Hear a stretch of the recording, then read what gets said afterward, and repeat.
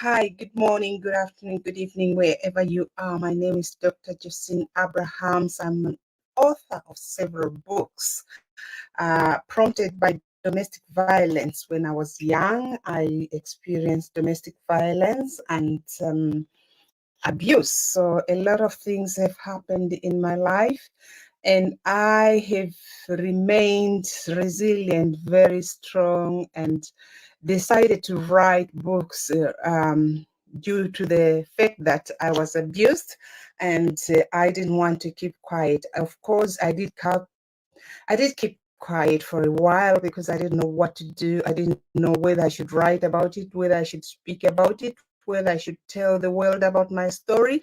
But I realized keeping quiet will never work. Keeping quiet will never help this world. Keeping quiet will never help the young ones. So that's the reason why I was prompted to speaking. All right. After writing my books, I started speaking in different places. I've traveled worldwide just to speak and help other people to cope with their own stories. I have been in a situation where I couldn't talk, where I couldn't forgive, where I couldn't discuss with a single person what I was going through. But today I bring hope to you because I've grown, I've matured, I've got a lot of wisdom in my life that I need to share with you guys. Regardless of whatever you're going through, you've got to keep going. You've got to trust your intuition. You've got to trust your faith. You've got to have faith. That's what kept me going because I had to trust on the men above to help me so that I don't belong to myself. I don't stay by myself without helping other people. Yes, it was difficult. Yes, it was suicidal. Yes, I went through all those things. I went through um, depression and almost killed myself because I didn't want to speak, because I had chewed everything for myself. I didn't want anybody to know what I was going through. But I realized at the end, when I suffered blood pressure and the consultant and other people forced me to speak, they really wanted to know what was the problem that stopped me from speaking. What was the problem that caused my blood pressure to rise and shoot so high? The blood pressure shooted so high that I nearly had a stroke because I was hurting inside. I kept it to myself. I never wanted to talk about it. I thought that was the only way to deal with things, keeping them to yourself and digesting them yourself and thinking that you can go through it by yourself. That's not the way to deal with things in life. The only way is to seek help whenever you're faced with a problem. Find somebody to speak to, find somebody to talk to. Anyway, to cut story short, how did I speak? How did I cope with my own situation? Who did I consult? I never consulted anyone. But what I was going through in here shoot outside and it showed itself. And people realized that there is a problem, there's a need for somebody to get this, to get some help. Right, they did ask me what was going on, why I was having that blood pressure that high, because it was almost 200.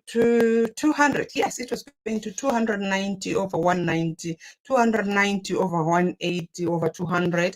And it was so high that I couldn't understand. I get to the extent of being given a commode, a bedpan, so that I get treated whilst I'm on one place. They didn't want me to move because they knew what I was going to go through was going to kill me. So they had to find a way to dissolve this. They had to ask me to speak, but I didn't. But anyway, what happened is later somebody asked me to write the books and to write a story. They said, you've got a story in you which you're not releasing. And I was so afraid. I didn't want to tell anybody. I didn't want to speak to anyone. I didn't want anybody to know my story. I kept this story with my African culture background, which tells me that whatever you go through, you keep it to yourself. but I realized I was killing myself by keeping it to myself. So I needed to share my story to liberate myself, to find the comfort I needed for my inside, because what was inside started to shoot outside, and it was causing a lot of problems in my health. So that's the reason why I started speaking and writing. I wrote the first book, Peace After the Storm, which is the book I wrote, and it helped a lot of people. This is the book that has taken me worldwide because I speak about the abuse, I speak about what happened to me, I speak about what is still happening to our young ones today in the community. And if there's nobody to represent them, they will still struggle with the same thing. So we need to share our stories to help other people. There are so many things we hold up, and these things, when you hold them up, they cause a lot of problems in our own health, in our own circumstances. So I realized that without speaking, I was heading to my own death. And I didn't want to do that. But then I wrote the story and felt I felt this huge problem releasing my pressure, and I felt so much better because I had spoken.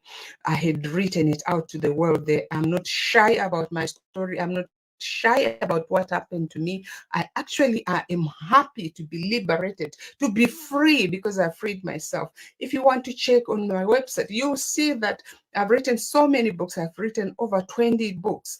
So why did I write? My second book was Freedom After Domestic Violence, because I felt free after speaking and expressing what I was going through, what I suffered. I expressed it. I told the world. I helped other people with my own story, and people felt better. So that's why I write. Right. I want to talk about something. If you can't speak, now we are in this pandemic, and a lot of things are happening. People are hurting inside. Hurting doesn't come only from love. Hurting yourself because you're holding a lot of things. You've got a lot of baggage inside you, which you are keeping, which you shouldn't keep, which you need to speak about so that people help you. There is domestic violence happening. There are people dying. There are people sick in our communities. So we need to speak about that. We need to seek help. If there's anything going on within ourselves, we need to speak about it. That's why I said your faith, your trust, your intuition will change everything if you follow, if you trust whatever is going around you. You need to fight it. You need to come out of that shell and start speaking about those things that hurt you most, about those things you are holding, because you're not going to win this war if you keep it yourself, if you keep quiet. What I know is a problem solved, a problem shared is half solved. So it's best to speak to other people to find some help so that you can help yourself, you can help other people. Otherwise, keeping problems to yourself is just doing a lot of damage to your own health. So you need to speak. I've got a short story I can tell you, and I didn't realize that if you don't forget, it hurts you again. So it's best you forget and forgive whatever happens to you, whatever is done to you. If you realize that this thing is hurting most, find a place where you can find someone you trust. If it is in church, you can find your pastor or whoever who can help you to go through or pray with you so that you release this anger within you, so that you help yourself. I did that myself. Recently, I lost my partner because I didn't want to forgive.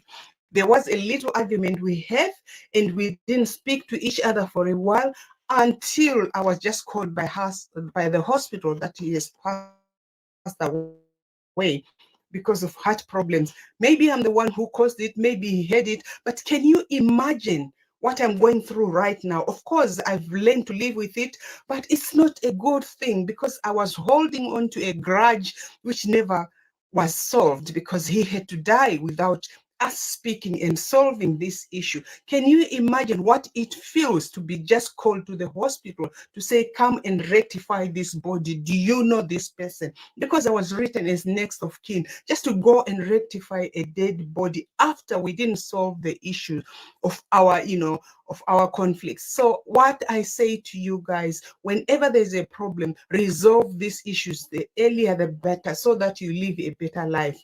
Don't hold on to anger. Don't hold on to things that, that will not save you, because I have done that. I've been there.